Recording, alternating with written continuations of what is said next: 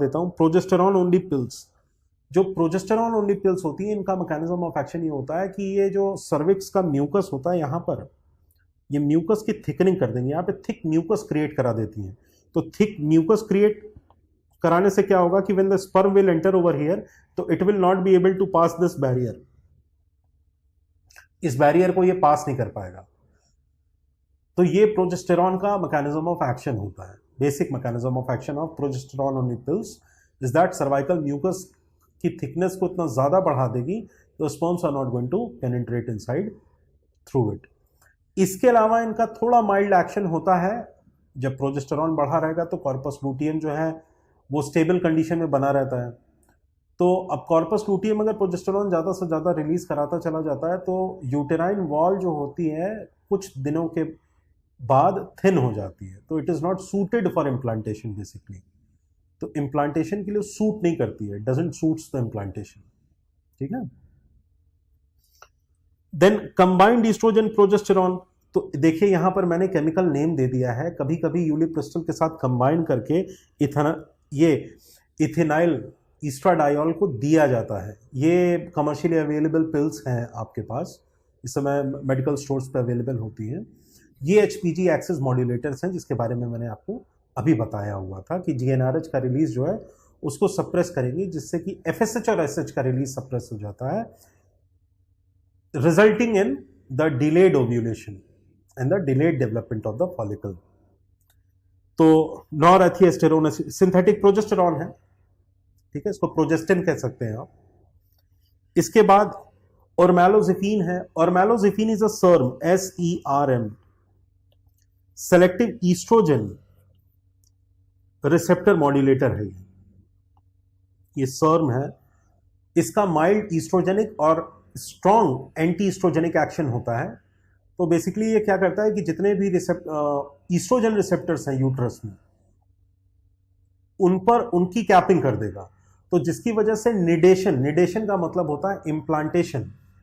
तो जो uterine endometrium होती है उसको फेवरेबल नहीं रहने देता इम्प्लांटेशन के लिए, उसकी स्टिकीनेस को खत्म कर देगा, उसकी थिकनेस को कम कर देगा। क्योंकि आपको ये पता है कि हमारे अंदर जो इम्प्लांटेशन होता है ह्यूमंस में वो इंटरस्टिशियल इम्प्लांटेशन है, यानी the blastocyst has to get completely embedded inside the endometrium. तो अगर एंडोमेट्रियल लाइनिंग को वो थिन कर देगा तो that particular endometrium is not suitable for implantation. Moreover कि उसकी स्टिकीनेस भी खत्म कर दिया, तो it is not going to stick to that particular thing. तो ईस्ट्रोजन रिसेप्टर्स को मॉड्यूलेट कर देता है, ये इसका काम है। तो अगर आपसे कभी भी पूछेगा तो इसकी एक ड्रग है जिसको कि हम सहेली कहते हैं, ये इंडियन गवर्नमेंट ने बनाई थी, CDRI ने बनाया है इसको, और मैलोजिफिन उसका कंटेंट है। तो व्हाट इट डज कि एक तो इसका ये एक्शन होता है, तो ये एंटी ईस्ट्रोजन रिसेप्टर एक्शन है, माइल्ड ईस्ट्रोजेनिक एक्शन भी है।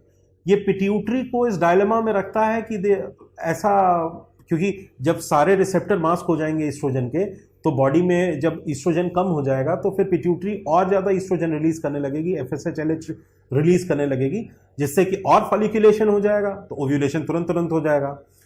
तो इस चीज को खत्म करने के लिए इसमें माइल्ड ईस्ट्रोजेनिक एक्शन भी रखा गया है, ताकि बस जो पिट्यूटरी है वो इस डायलेमा में रहे, इस गफलत में रहे कि जो ब्लड ईस्ट्रोजन लेवल है वो नॉर्मल है, और यहां पर ये दवा जो है अपना काम कर जाती है। तो ये ऑर्मेलोजिफिन है। इसके अलावा कुछ मैकेनिज्म ऑफ एक्शन जो है वो मैंने यहां भी लिख रखे हैं, इसमें आप इस पर आइए। इंक्रीज इन SHBC कंटेंट, ये जो है ये सीरम बाइंडिंग ग्लोब्यूलिन है, ये serum hormone androgen binding globulin है। अगर सीरम हार्मोन का बाइंडिंग एंटीजन अगर ये ब्लड में ज्यादा है तो ये जो फीमेल्स में टेस्टोस्टेरॉन को बाइंड कर लेगा और इनका यूरिनरी क्लियरेंस करा देता है।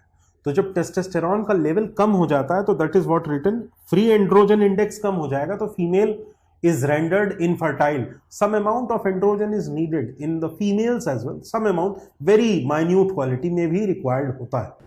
तो जो फ्री एंड्रोजन इंडेक्स है वो कम हो जाएगा। क्यों? क्योंकि ये जो बाइंडिंग रिसेप्टर है SHBG जो है, ये बाइंडिंग ग्लोब्यूलिन, ये क्या करता है कि ये उस एंड्रोजन को बाइंड करेगा और बाइंडेड स्टेट में ये फिल्टरेशन के through, you people would have read ना, इन किडनी में जो अल्ट्रा फिल्टरेशन है उसके थ्रू इनका यूरिनरी एक्सक्रीशन हो जाता है। सो ये एक नया मैकेनिज्म ऑफ एक्शन है और इस पर काम चल रहा है। तो you must know about this method of reproduction as well, method of contraception as well. इसके बारे में आपको जानना चाहिए, दिस मैकेनिज्म।